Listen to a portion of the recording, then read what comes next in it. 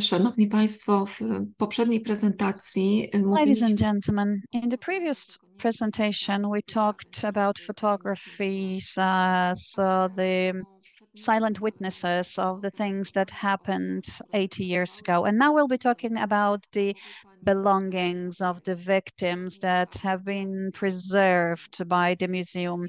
This talk will be delivered by Elżbieta Cajzer of the collections department at the museum. She's the head of the collections department, to be more precise. Thank you very much. Let me start my presentation. I think I will need some technical assistance.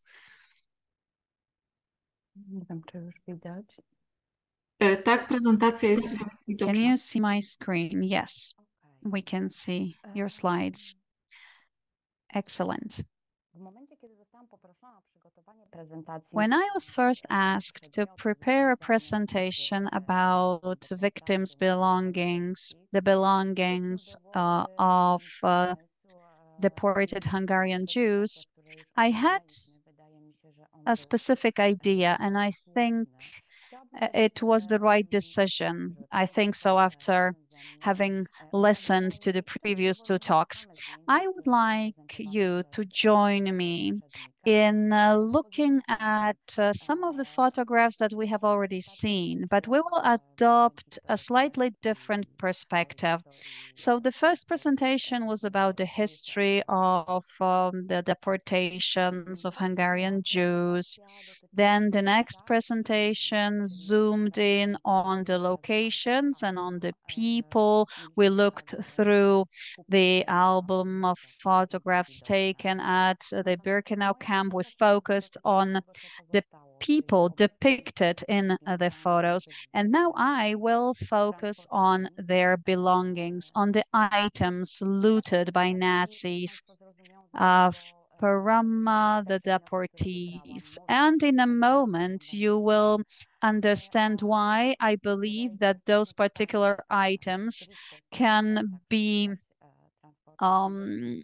thought of as having belonged to Hungarian Jewish deportees, but there will also be other items that are more universal. These items might have been stolen from deportees from Hungary or from elsewhere. So as you will probably know, our collections include plenty of different artifacts, various objects are included.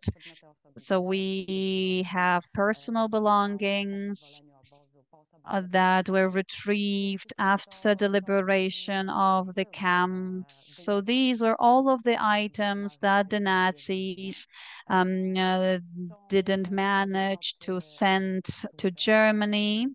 We also have some items that are quite special or peculiar, very personal, but most of the artifacts facts are, well, suitcases, so boots, pots, prosthetic limbs, clothes, or the uniforms worn by inmates. There are not so many of them as you might think have been preserved, actually. But now I will focus on the items that were related with mass transportation. So these are not personal items, so to speak. So these are items that could have belonged to anyone.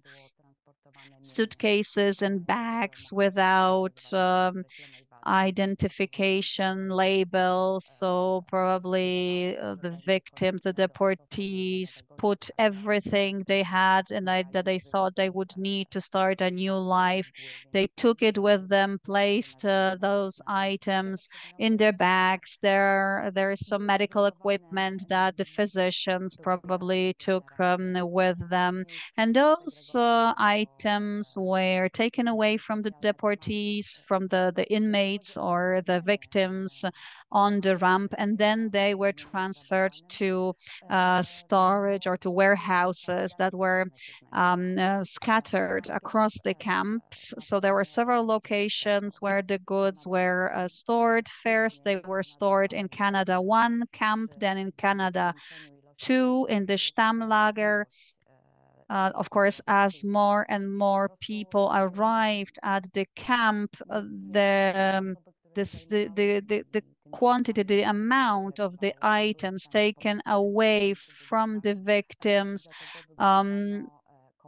There were so many items that it was not enough to have one storage facility. A new warehouse had to be organized. So those items were stored in wooden barracks, but in one of the photos shown during the previous talk, you could see additional spaces allocated for the storage of stolen goods next to the Canada barracks. So there were piles and piles of civilian clothes, piles and piles of suitcases and bags that were scattered around the barracks. It was impossible for everything to be sorted quickly. It was impossible to sort through all of those items overnight, especially when there were many transportations that were completed in a matter of very short days. So basically, the Canada Commando had to work during the day and during the night. Let me read a text written by Halina Birnbaum, who worked within the Canada storage facility for some time. And this also refers to the transportations of Hungarian Jews. So there was just a huge number of transportations organized, and there was so much stuff to sort through that the workers in Canada really noticed it. So she talks about the fact that there was not enough space at the ramp. There was not enough space for people and for the luggage. There were piles and piles of suitcases and packagings. It was impossible to pass through all of those items. There were food items, some of it packaged, other items were rotting out in the sunlight. There were dolls, there were documents, there were letters, and all of that was scattered all around the grounds. And this is a very poignant account, and it really reflects the scale of the transportation actions. There were plenty and plenty of trains that arrived at the camp every day, and that has been evidenced in the photographs showing crowds of people waiting for their turn to enter the gas chamber. Here I have prepared a photograph and here I have marked the Canada area. So you can see the dark areas that probably represent those piles of personal belongings that were taken away from the prisoners. So basically those things, those items were removed from the ramp to make room for the newcomers, and they were stocked in piles somewhere within the camp. Here you can see the remnants of the no longer existing storage buildings. This is the Canada 2 area. Due to the land relief and due to the fact that we do not conduct archaeological work within the Birkenau camp, sometimes after a heavy rainfall, you can still find pieces of cutlery or buttons out there in the ground. Here you can see some photographs. They have been processed somewhat to make them more clearer. In order to see better the items that the people who came to Birkenau took with them. And I compared those items to the items that we now have in our collections to verify what portion of those personal belongings we now have. We have 95,000 personal belongings. We have 2.5 tons of items, because some of what we have, we only expressed in cubic meters or in tons, for example. So here you can see the sheer amount of objects that people took with them. There are suitcases. All of the suitcases were searched and unpacked. There is no single closed suitcase that would tell us more or less what could have been brought inside of it to the camp. So, of course, the items were searched, the suitcases were searched in order to find any gold or money that could be hidden inside. So the Nazis wanted to be sure that there are no hidden items inside. After they have been searched through, then the suitcases or the clothes were destroyed. Sometimes there are some accounts saying that, for example, there were diamonds that were sometimes found in babies' clothes. So the Canada Commando was tasked with selecting the items. They distributed, for example, the boots into various groups, male or men's boots and shoes, women's and babies or children's shoes as well. And they sorted through all of those items and they decided which of them could still be used, whether at one of the local factories or some items were repaired. They were then resold to other people or to other places. There were some items that represented little value for the Nazi regime. Some of those items have been preserved. They were left within the camp. And so here, as we discuss this photograph, let me tell you a little bit more about the bundles of clothes and carpets that we can see here. Interestingly, in our collections, we do not have a single carpet that has been preserved. Civilian clothes or blankets or eiderdowns have been preserved, but very few of them. So probably civilian clothes were found after the liberations in piles, but before the museum was created, those clothes were probably burned in order to avoid the spread of typhoid fever and other diseases as well. There are some accounts about the operations of Canada that also talk about pots and pans. And here in this photograph, you can also make out some glass containers with some wicker on them. So these were probably bottles used to drink from or to transport water or juice. We know that during the transportation of Hungarian Jews, um, some food was distributed among the prisoners. So probably there was a surplus of food found in the items brought by the Hungarian Jews, and that surplus food was then distributed amongst, for example, SS officers and other staff members of the camp. This is also seen in the reports of other people coming from Hungary, that the looting was taken also for the private purposes. So the amount of food and other possessions remained. So that is why the food rations for prisoners improved. This is the photograph presenting various suitcases, which are in the condition that reflected their state when they arrived. Here also in these photographs from Auschwitz album, apart from the persons that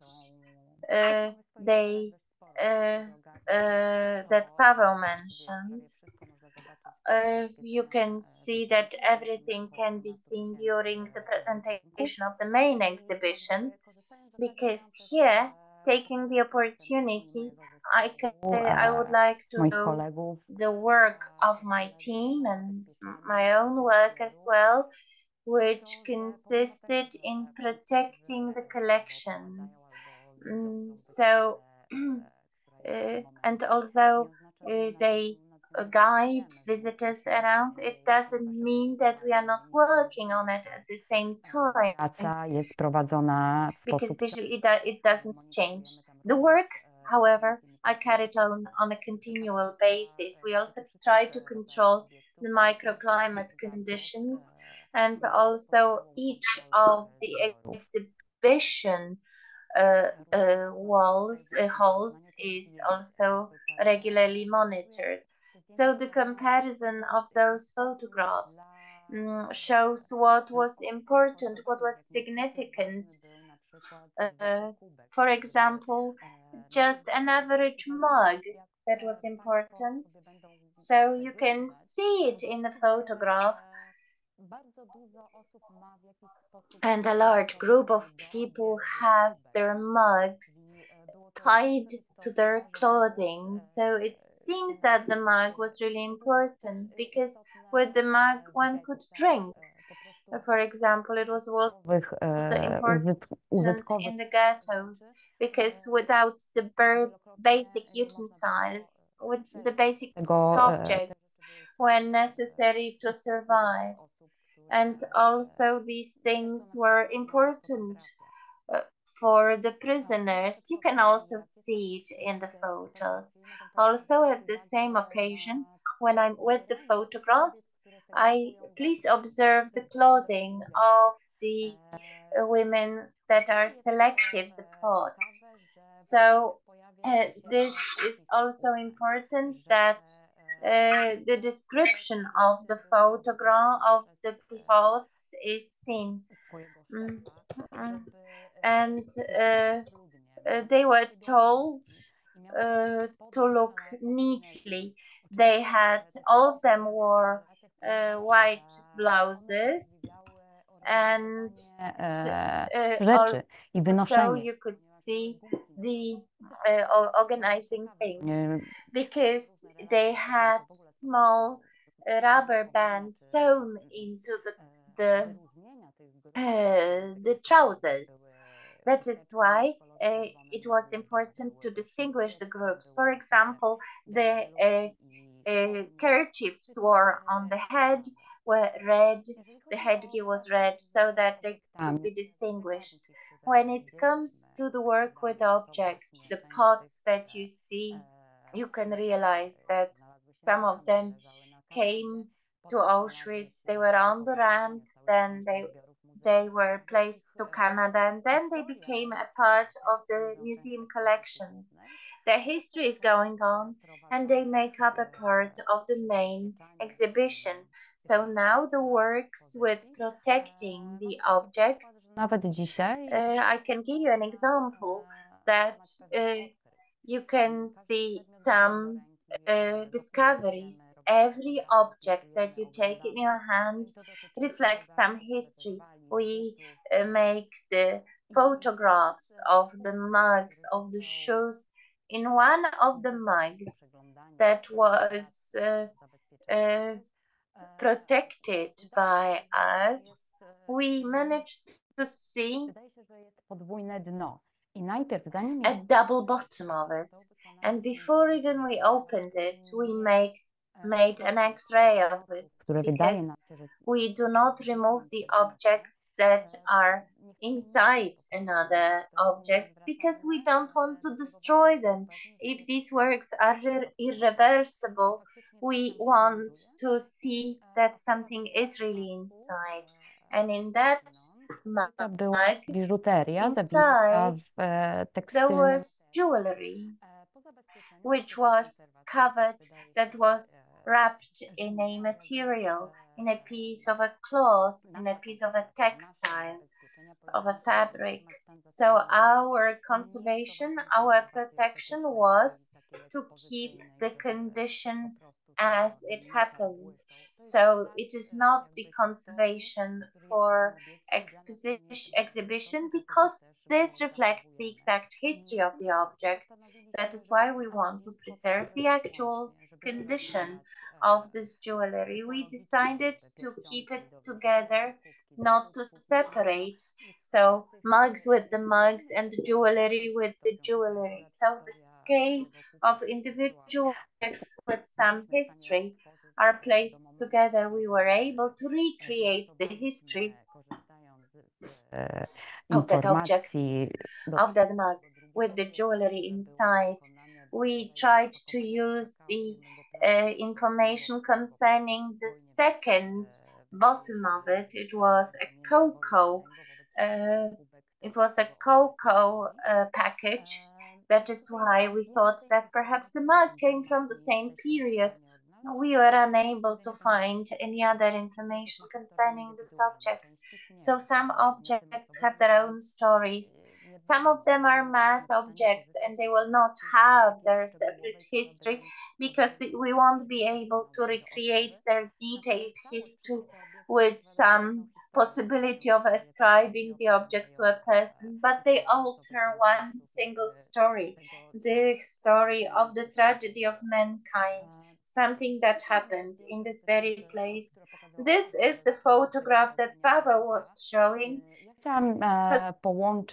selecting the shoes.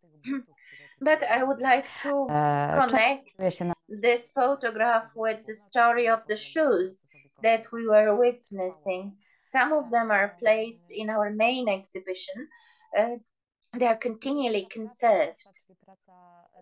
And here our works, that is the work of the team that consists in protecting the objects because of the safety, both our and the objects. Everybody needs to wear special garments with a mask and protective clothing. But as in the case of the mug and also in the case of shoes, you can find information that was never recorded before. So, for example, they were not recorded in the charts of the specific objects. We try to document the story and we want to present give some further course of the events. So at that stage, we are halfway through of the objects.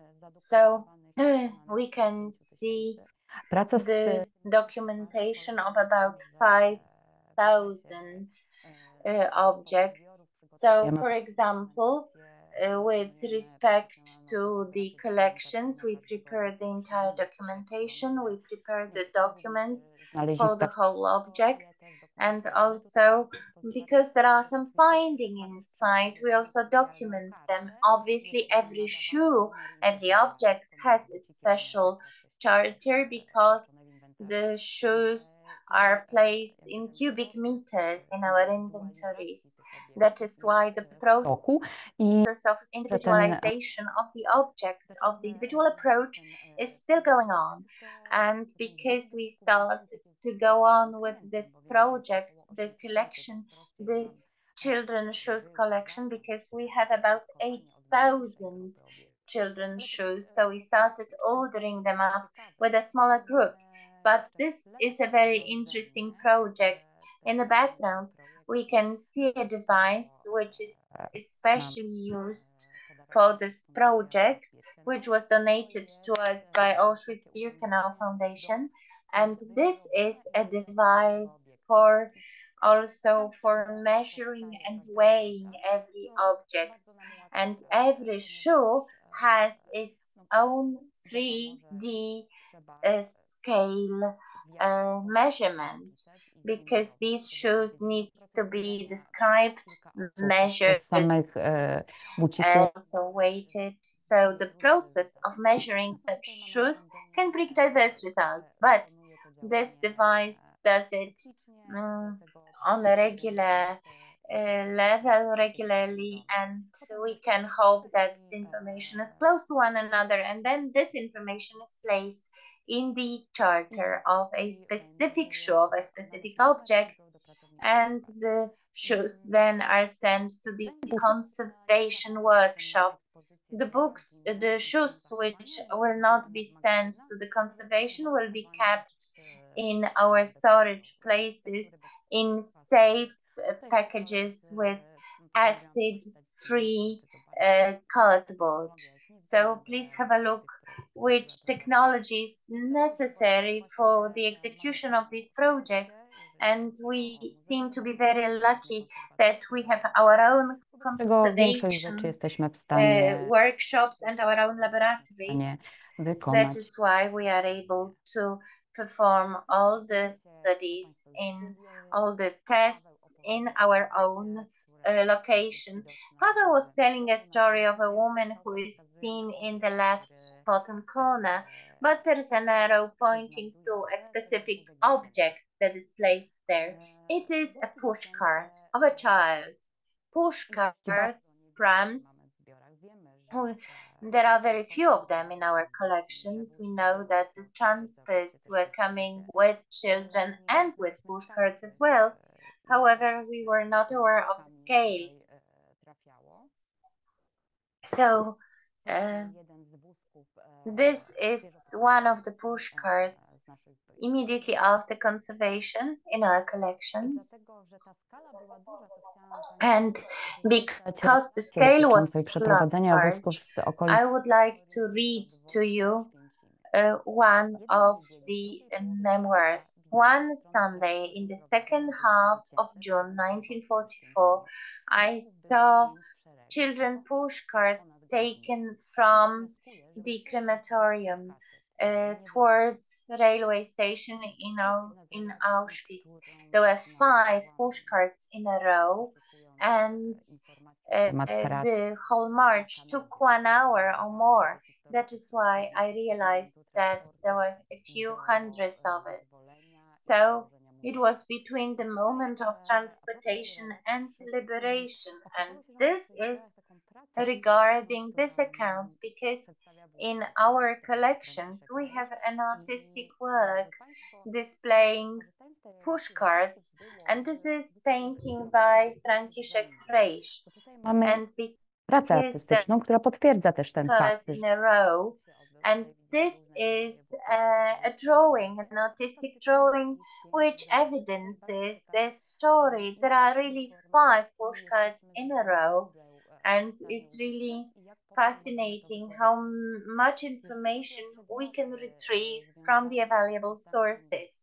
When it comes to the objects connected with Hungarian transports, we can see that there are packages of from cosmetic, paste and medication, which come from the objects that were found after the liberation, but some of them come from archaeological works which are carried out with the renovation in Birkenau barracks.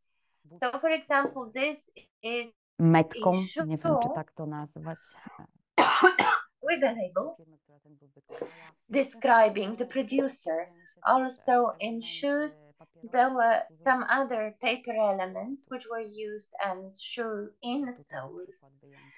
So this is an example of an insole made from a newspaper. When it comes to artistic objects, it is also an interesting story, and it shows that the history of the objects is still alive. So, for example, if somebody at some point didn't have any knowledge and the objects are anonymous and they cannot be identified, it doesn't mean that they will stay anonymous forever. Obviously, some of them cannot have their further history, but because of the new technology or new knowledge, we are able to find new information which will help us to reconstruct a story of an object. It is an example of a story that concerned a portrait of Cajzer, a Hungarian boy who worked in a mine in Brzeżca, which was a coal mine. And there was a woman in this mine who used to help him. He called her mom, and he gave her a portrait that somebody else's drew. It was his own portrait. And this portrait was listed as an anonymous object to our collections, but later on it turned out that this is the whole family photograph, and this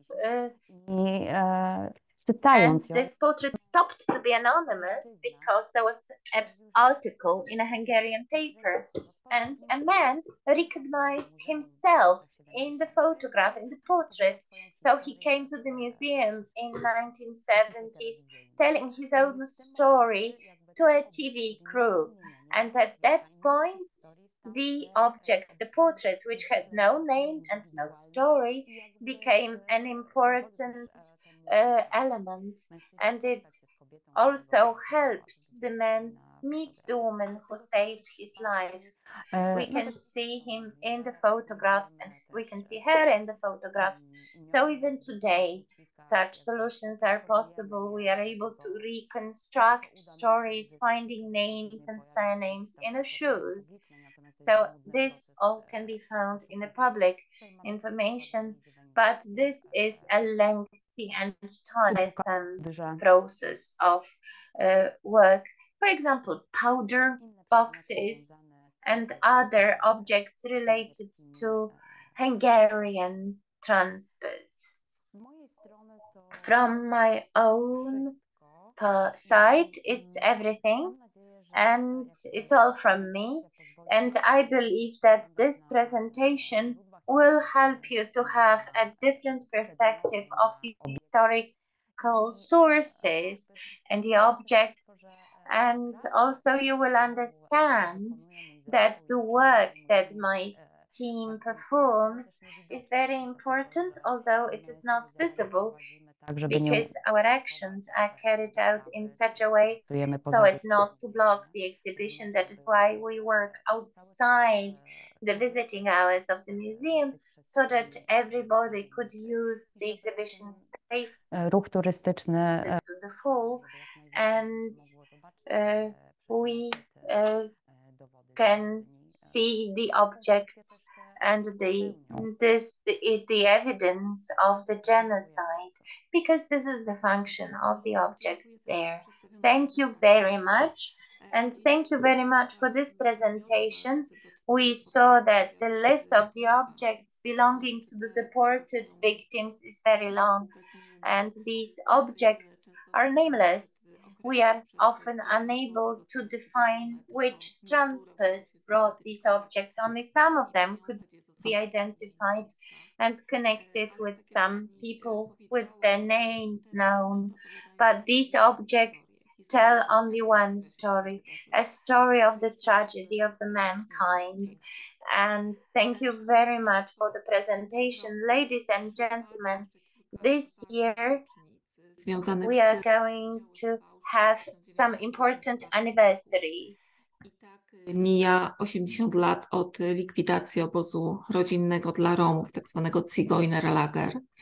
8 years since the liquidation of Zigeunerlager, the gypsy camp, the deportation of 13,000 Polish citizens arrested during the Warsaw Uprising, the anniversary of the revolt of the Sonderkommando members. And these will be the events that we will be focusing on and talking about during future education sessions and conferences. You're all invited to join us. This is the end of this education session. I'd like to thank the speakers. I'd like to thank the audience members, and see you soon.